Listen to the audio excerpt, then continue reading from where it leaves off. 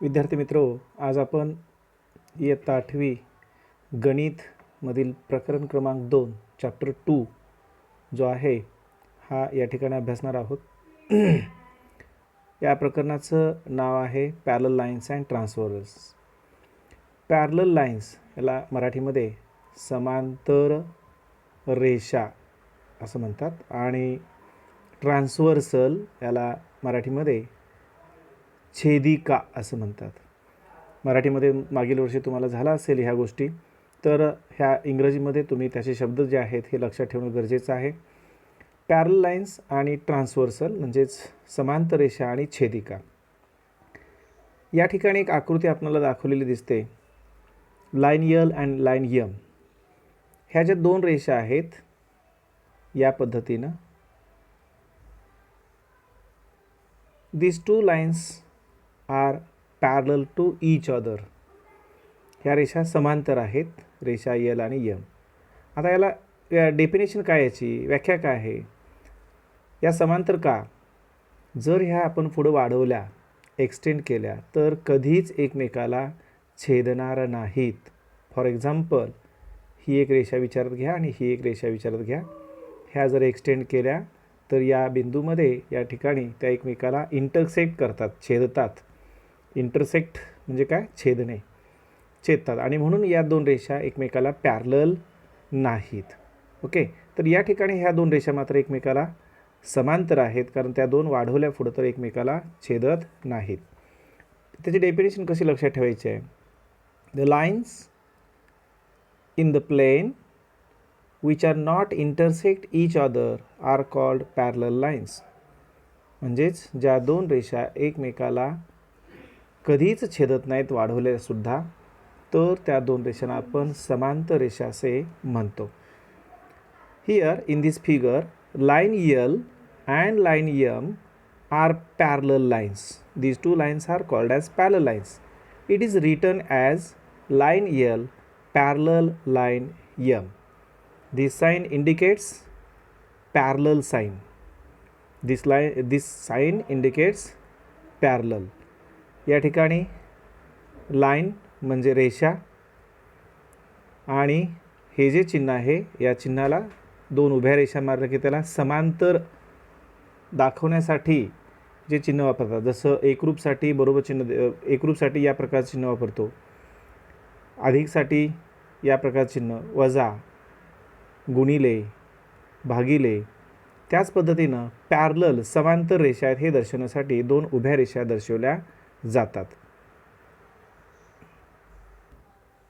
पुढे ट्रान्सव्हर्सल, याला इंग्रजीमध्ये ट्रान्सव्हर्सल, याला मराठीमध्ये छेदिका असं म्हणतात. मागील वर्षी आपल्याला झाला असेल. या आकृतीमध्ये लक्षपूर्वक बघितलं तर रेषा यल, यम आणि यन यांची रेषा यल ही छेदिका आहे. In this adjoining figure, line L intersects line M and line N in two distinct points B and A, and hence this line L is called as transversal of these two lines. या ठिकाणी त्याची definition दिलेली आहे. If a line intersects given two lines in two distinct points, then that line L is called as transversal of these two lines. Okay, आता या ठिकाणी मी दुसरी एक आकृती काढतो. आपल्याला याचं उत्तर सांगता येतं का बघा. या ठिकाणी मी 3 रेषा काढलेल्या आहेत. काळजीपूर्वक निरीक्षण करून बघितलं तर आपल्याला लक्षात येईल, रेषा यल आणि रेषा यम यांची रेषा एन ही छेदिका आहे. म्हणजेच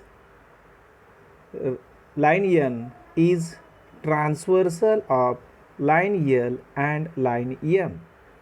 okay, then next, angle made by a transversal. Next point, angles made by transversal. In this adjoining figure, due to transversal AT, आता या ठिकाणी त्या ट्रान्सव्हर्सलला नावे दिलेली नाहीत, त्या रेषेवर शेवटच्या टोकाला, दोन्हीच्या बाजूला टोकाला तिथं बिंदू घेतलेले दिसतात आपल्याला. या ठिकाणी ए आणि या ठिकाणी टी बिंदू आहे. ही या दोन रेषांची ट्रान्सव्हर्सल आहे. काय आहे? ट्रान्सव्हर्सल आहे. ओके. आता ही जी ट्रान्सव्हर्सल आहे, ही ट्रान्सव्हर्सल रेषा पी क्यू आणि रेषा आर एस यांना बिंदू यम आणि यनमध्ये छेदते, इंटरसेक्ट करते. हे या ठिकाणी तुम्ही लक्षात घ्या.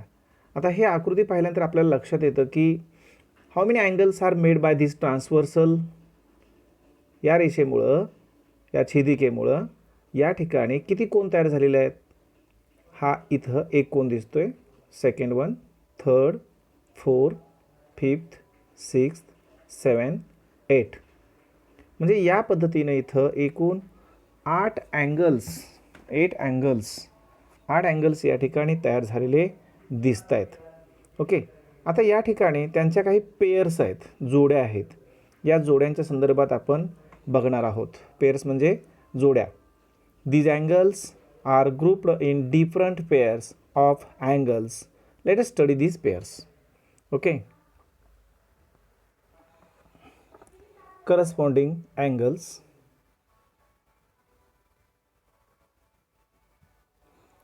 Corresponding angles.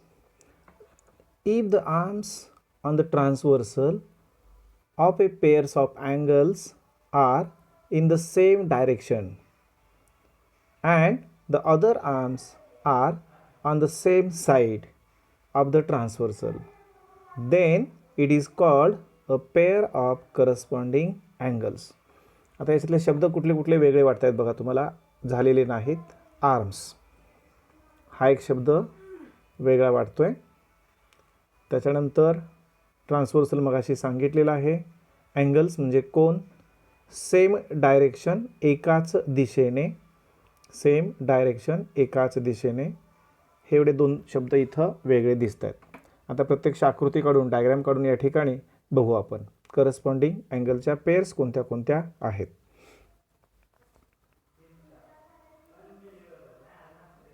These two lines and this is a transversal.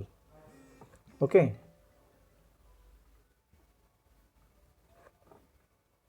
In this diagram, this angle and this angle हे दोन कोन जे आहेत हे विचारात घ्या. यात दोन कोणांच्या बाबतीत विचार केला तर पहा, हा कोन आणि हा कोन, या कोणाचा हा भाग, यांच्या जे आर्म्स आहेत म्हणजे कोणाच्या भुजा. आर्म्स म्हणजे काय? कोणाच्या भुजा.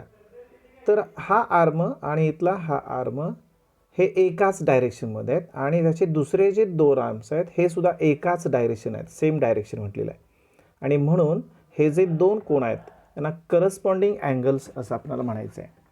आता यांच्या पेयर्स तुम्हाला लिहा म्हटलं तर त्या पेयर्स लिहिता आल्या पाहिजेत. त्या पेयर्स कशा लिहायच्या पहा.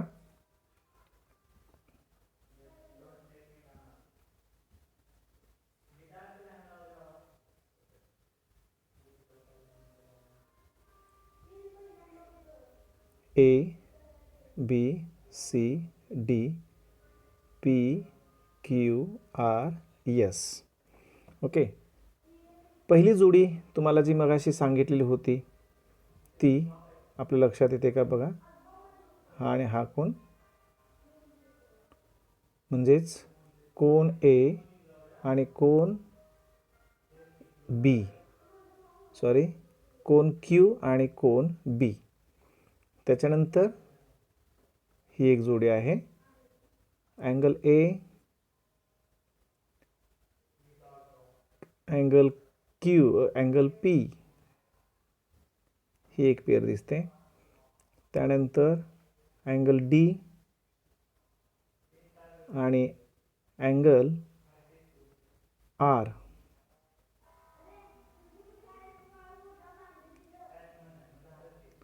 अँगल S आणि अँगल C आणि अँगल R. या पद्धतीनं चार जोड्या इथं आपल्याला दिसत आहेत. त्या लिहित असताना या पद्धतीनं आपण त्या लिहिल्या पाहिजेत. म्हणजे याचा अर्थ करस्पॉन्डिंग अँगलच्या चार पेयर्स आहेत. दुसऱ्या भाषेतसुद्धा आपण हे लिहू शकतो. या ठिकाणी ही जर आकृती विचारात घेतली आपण, या ठिकाणी करस्पॉन्डिंग अँगल्स जे आहेत हे लिहित असताना हा एक कोन आणि हा एक कोन जो आहे हा करस्पॉन्डिंग अँगल्स आहेत. यांची नावे कोन AMP कॉमा कोन MNR कोन MNR ही पहिली पेर झाली. त्याच्यानंतर दुसरी पेर कोन AMQ कॉमा कोन MTS ही दुसरी पेर झाली. त्याच्यानंतर तिसरी पेर कोन PMN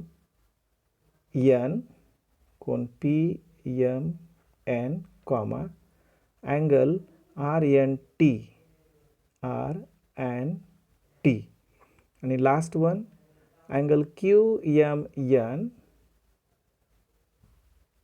comma angle SNT.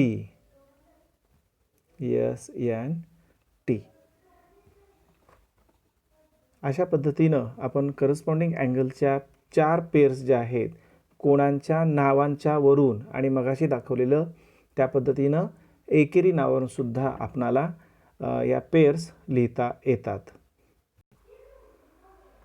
Late us study another pair, interior angles.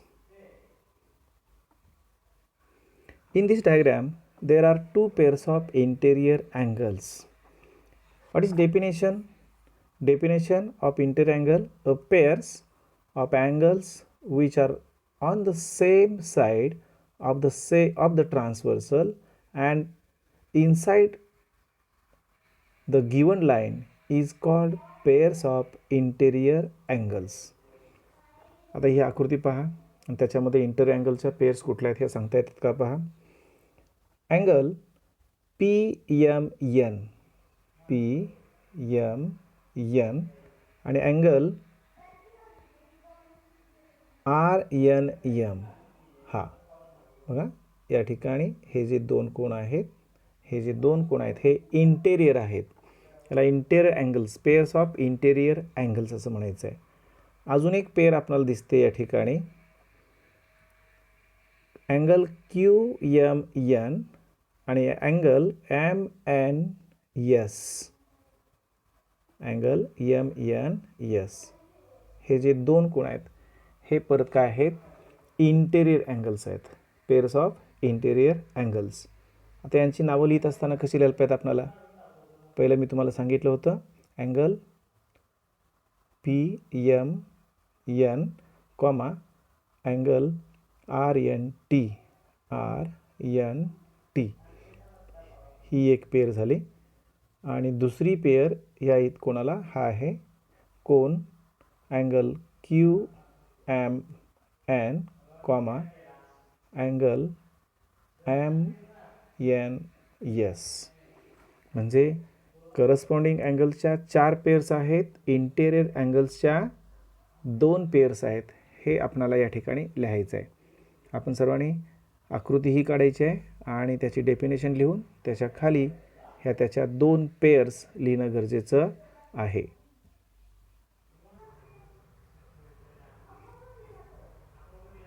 Last one, alternate angles. आता या ठिकाणी डायग्राम नाही आहे, मी डायग्राम परत एकदा या ठिकाणी काढतो आहे आणि डायग्राम काढल्यानंतर मग आपण व्याख्येकडे, डेफिनेशनकडे जाऊया.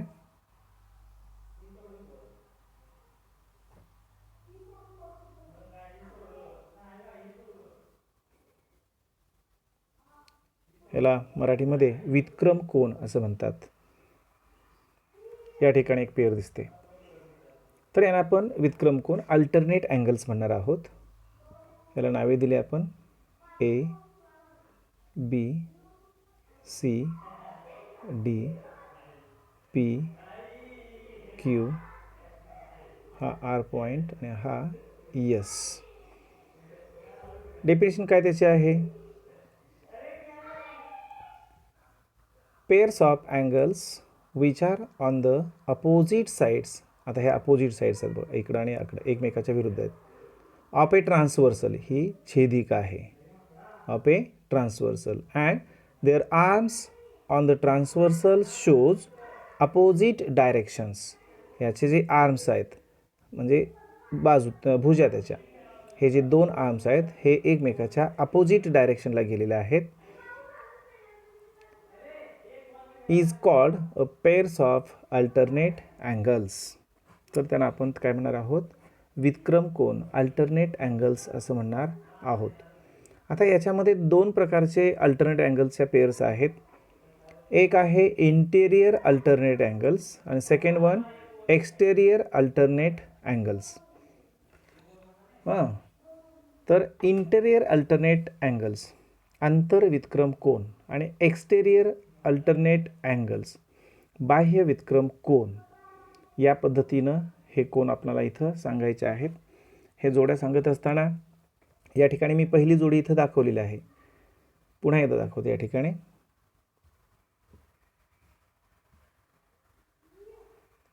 हा कोन आणि हा जो आहे याला आंतरव्युत्क्रम कोन, इंटेरियर अल्टरनेट अँगल्स असं म्हणायचं आहे. आणि या ठिकाणी फुली दाखवलेली आहे, ह्यात त्याची दुसरी पेअर आहे अल्टरनेट इंटेरियर अल्टरनेट अँगलची ही दुसरी पेअर झाली. आता याच्यातल्या एक्सटेरियर अल्टरनेट अँगल्स हा जो कोन आहे, किंवा याला गोल चिन्ह दाखवूया आपण,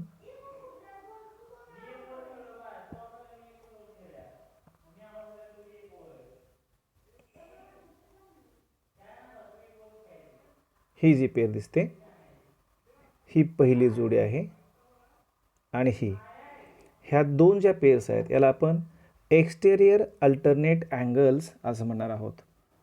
यांची नावंसुद्धा जर नावाप्रमाणे घेतलं आपण ए बी सी डी, तर अँगल ए अँगल सी ही पहिली पेअर आणि अँगल बी आणि अँगल डी ही त्याची दुसरी पेअर आहे. ओके, यावर आधारित आपण सर्वांनी प्रॅक्टिस सेट 2.1 जो आहे तो सॉल्व करायचा आहे.